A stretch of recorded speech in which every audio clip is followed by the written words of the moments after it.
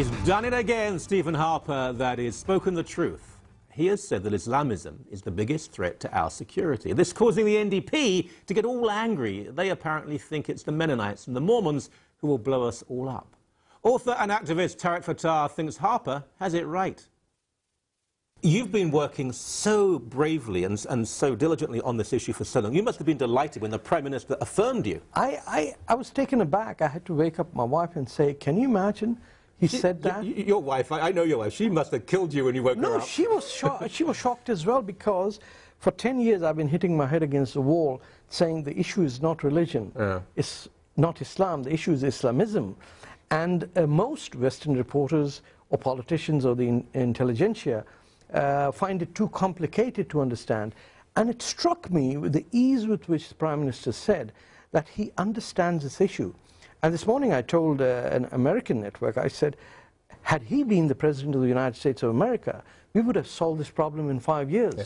Because we've made no progress in 10, because no one seems to understand that you could take 100 Osama bin Ladens and kill them, and there'd be 1,000 to replace. Because, yes. You mentioned President Barack Obama, peace be upon him. You know he would not use this sort of language. Now, there's an argument that George Bush perhaps was a bit callow and raw in the way he used certain words. But if Obama would say, this is not about Islam, but Islamism is a threat to our security, it's a massive threat to the security and safety of other Muslims, but he's so obsessed with being politically correct, he won't do this. I think he's the first black man with a white man's guilt. And he dare not utter those words because within his office, to compensate for appointing a Jew as a chief of staff, a former IDF soldier, he now has 3 or 4 people within the White House and his circle who are very much influenced by Islamism. And even the Secretary of State, Hillary Clinton's chief of staff, is heavily influenced by the ideology of Islamism.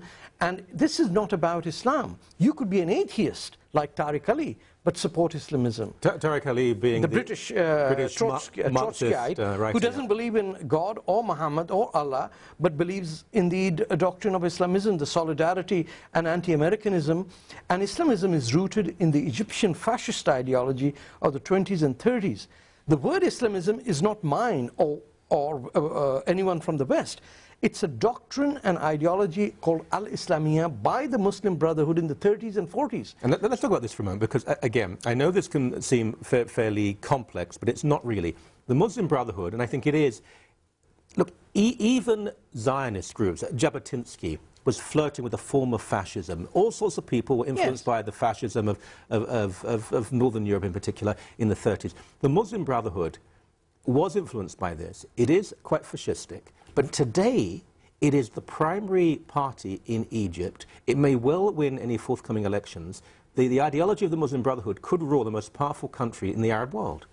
And thanks to Barack Obama and the short-sighted policies of the State Department and Georgetown University's Near East Institute that produces most of the staff for the State Department and is funded by the Saudis. So we now have a situation where Prime Minister Harper is the first Western leader to utter the word Islamism, although it sounded as if he was saying Islamicism, which is no word, but he's identified it. And I'm glad that this debate is taking place, because the Muslim Brotherhood is not just infiltrated Egypt or Libya, it has infiltrated the White House and Canada. We have our schools, our universities, our security institutions, our police, where these young men, and there are hardly any women in this, the women's role is to support the agenda of the Brotherhood, which is very misogynist. But primarily its goal is, Michael, to destroy Western civilization. Okay, a little bit of history here, because Sun News, thank God, we're giving people an alternative to what they're seeing elsewhere. The Muslim Brotherhood, President Nasser in Egypt, he actually imprisoned many members of the Brotherhood. He was actually rather tolerant of Egyptian Christians. Sadat came to power, and Sadat released many of them. Yeah, because he was from the Brotherhood. He signed a peace treaty with Israel. He was even with the Nazis. And they shot him. He signed a peace treaty with Israel, and those same people he had released from prison killed him. Mubarak controlled them. I'm not saying he was a perfect man, far from it. but now they are free, and there is a very good chance they will be in power. If they control Egypt, they will control other Arab countries. So the Arab Spring that we were told on the CBC and elsewhere was lovely, and it's all going to be wonderful and flowers and candy, could be very different. It could be different, but it can be salvaged as well. Can it really? It can be if people supporting Muslims or liberal Muslims or defending the notion of separation of religion and state stand up and say... How many are there? Tarek, let's be candid here. Again, we're not doing the flummery you get elsewhere. I'm not, I don't know. You would not win an election in any Arab country right now. You yourself and your ideology. Why do you think in Bangladesh... Not an Arab country. In an Arab country, you can.